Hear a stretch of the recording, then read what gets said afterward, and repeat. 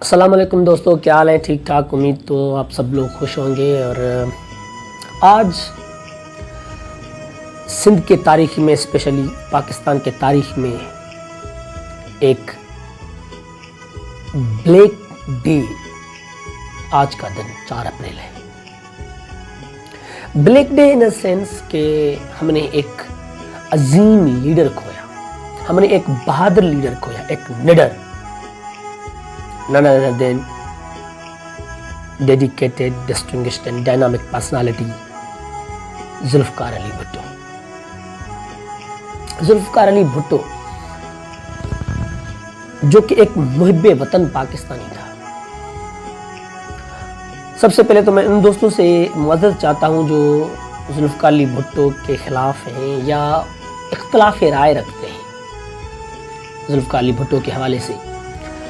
मैं ये कहना चाहता हूँ कि इंसान से गलतियाँ हो जाती हैं।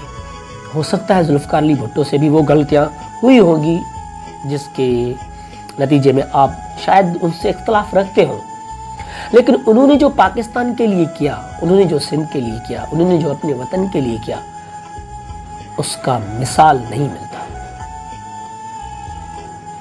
जुल्फ़कार अली भुट्टो 4 अप्रैल जिसको फांसी दी गई, उसको फांसी दी गई एक कत्ल के जुर्म, जो कि उसके फांसी से 5 साल पहले एक वाक़या पेश आया था जिसमें मोहम्मद अहमद खान कसूरी को कत्ल किया गया, मर्डर किया गया। वो अपनी फैमिली के साथ, अपने बेटे के साथ, अपनी फैमिली के साथ जा रहे थे कहीं। उसका बेटा अहमद रज़ा कसूरी जो है वो ड्राइव कर रहे थे और वो खुद उसके साथ बैठे हुए थे। पीछे उनकी फैमिली बैठी थी गाड़ी में, तो फायरिंग करके उनको कत्ल किया गया। जब वो अस्पताल पहुंचे तो वो पैरालाइज हो चुका था, वो एक्सपायर हो चुका था। तो उन्होंने इस कत्ल का मुकदमा दर्ज करवाया जुल्फ़कार अली भुट्टो के खिलाफ, उसके बेटे ने, अहमद रज़ा कसूरी ने। आपको पता है जुल्फ़कार अली भुट्टो ने इस धरती के लिए, इस वतन के लिए क्या किया? सबसे पहले तो उन्होंने एटम बम बनाया, जिसने कहा कि हम घास खाएंगे लेकिन बम बनाएंगे। और आज भी जिस जुर्रतमंदी से हम इंडिया का मुकाबला कर रहे हैं, उनके एट्रोसिटीज़ को ललकारते हैं, उसको चैलेंज करते हैं, उनके सामने शीशा पिलाई दीवार की तरह खड़े होते हैं। वो सिर्फ इसलिए कि जुल्फ़कार अली भुट्टो ने हमें वो ताकत दी जो कोई भी लीडर, कोई मुहिब्बे वतन लीडर अपने मुल्क को दे सकता है।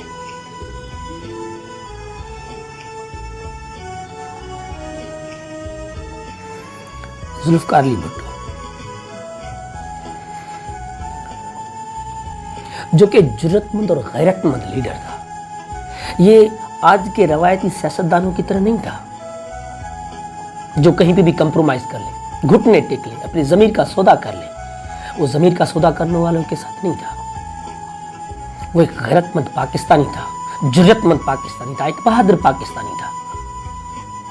वो एक धरती का बेटा था, धरती का हलाली बेटा था। आज के सियासतदानों की तरह नहीं जो बिकाऊ माल की तरह मंडियों में बिकते हैं, नोटों पे अपने ज़मीर को बेचते हैं, अपनी गैरत को बेचते हैं, अपनी कौम को बेचते हैं। ये सियासतदान है, ये सियासतदान जरूर है, ओके फाइन, वी बिलीव, ये मानते हैं कि ये सियासतदान है, ये लीडर नहीं। नेल्सन मंडेला से पूछा गया था कि what is difference between a politician and a leader? He gave very fine answer. He said a politician thinks about next election while a leader thinks about next generation. कैसे उन्होंने atom bomb बनाया, जिसके बलबूते पर आज हम फख्र से कह रहे हैं कि हम एक एटॉमिक पावर है। ये जरूरत हमने जुल्फ़कार अली भुट्टो ने दी कि हम इंडिया से, इंडिया के आंखों में आंखें मिला के बात कर सकें। आज हम दुनिया को ललकारते हैं सिर्फ इसलिए कि हम एटॉमिक पावर है, वो पावर जो हमें जुल्फ़कार अली भुट्टो ने दिया। जुल्फ़कार अली भुट्टो की हुकूमत जो थी वो हकीकी जमहूरियत थी, जिसको जमहूरियत कहते हैं, वो जुल्फ़कार अली भुट्टो की थी, ना कि आज के बिकाऊ माल की तरह ये सियासी जो एक्सपायर्ड ये मोहरे हैं, जब चाहे वतन अजीज का सौदा कर सकते हैं। कोई भी महफूज नहीं है। हर आने वाले दिन किसी न किसी हमारे पाकिस्तान की बेटी का रेप होता है, किसी की इज्जत लूटी जाती है, किसी को कत्ल कर दिया जाता है, सरेआम कत्ल कर दिया जाता है। कभी गुंडे कत्ल करते हैं तो कभी साहिवाल में आपने देखा कि पुलिस वालों ने सरेआम गुंडागर्दी और दहशतगर्दी की। मॉडल टाउन साने आपके सामने है, मच वाक़या आपके सामने है। क्या क्या हो रहा है उनके लिए? क्या कर रहे हैं हमारे सियासतदान? कुछ भी तो नहीं कर रहे।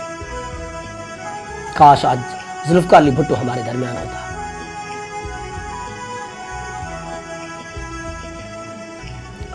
हमारी हालत ऐसी न होती जैसे आज है। लेकिन अफसोस, हमारे मुसलमानों की सदियों से एक रवायत रही है। जैसे महमद बिन कासिम को कत्ल किया गया वापसी होने पर, उन्होंने सिंध फतेह की, उन्होंने बहुत सारे फतुहात की। जब वो वापस गया उनको कत्ल किया गया। तारिक बिन ज़ियाद जिसने स्पेन फतेह किया था, सारी दुनिया गवाह है। उनकी लाजवाल फतुहात की सारी दुनिया विटनेस है। जब उसको वापस बुलाया गया तो वो बगदाद के गले में भीख मांग रहा था, लेकिन भीख देने वाला कोई नहीं था। ये कदर है, ये कदर करते हैं हम अपने लीडरों की, ये कदर करते हैं हम अपने हीरोज की। हमने कायद-ए-आज़म के साथ क्या किया, जिन्होंने हमें पाकिस्तान बना के दिया, जिसकी बलबूते पर हम आज कह सकते हैं कि हम एक आज़ाद कौम है। क्या किया? उसकी बीमारी के बावजूद हमने उसको ज़ियारत रेजिडेंसी पे भेज दिया। कौन से डॉक्टर थे वहाँ पे? जब उनकी हालत ख़राब हो गई, वो वापसी आ रहा था, उनकी एम्बुलेंस रास्ते में ख़राब हो गई। कोई कहता है कि उसका पेट्रोल ख़त्म हो गया। ये करते हैं हम अपने लीडरान के साथ। ये ऐसा किया जाता है अपने लीडरान के साथ, ऐसा किया जाता है अपने हीरोज़ के साथ। हमें कदर नहीं होती जब वो जिंदा होते हैं, उनकी कदर उनके जाने के बाद होती है। जुल्फ़िकार अली भुट्टो तो आज हम में नहीं रहे, लेकिन उसका नजरिया, उसका फलसफा आज भी जिंदा है। लेकिन अफसोस जुल्फ़िकार अली भुट्टो का जो नजरिया था, उनके वरसा उस नजरिए पर नहीं चल रहे, वो बिल्कुल भी अपोजिट डायरेक्शन में। जुल्फ़िकार अली भुट्टो की तो झलक ही नजर नहीं आ रही उनमें। हम दुआ करते हैं खुदा ताला से, अल्लाह पाक से ये दुआ मांगते हैं कि या अल्लाह हमें कायद-ए-आज़म मोहम्मद अली जिन्नाह और जुल्फ़िकार अली भुट्टो जैसा एक अजीम लीडर अता कर, जो आके हमें इस मुसीबतों से, इस गंदगी से निकाले, पाकिस्तान को तरक्की की वो राह पर चला दे जिसकी कायद-ए-आज़म ने, हमारे आबा व अजदाद ने ख्वाब देखी थी। पाकिस्तान जिंदाबाद।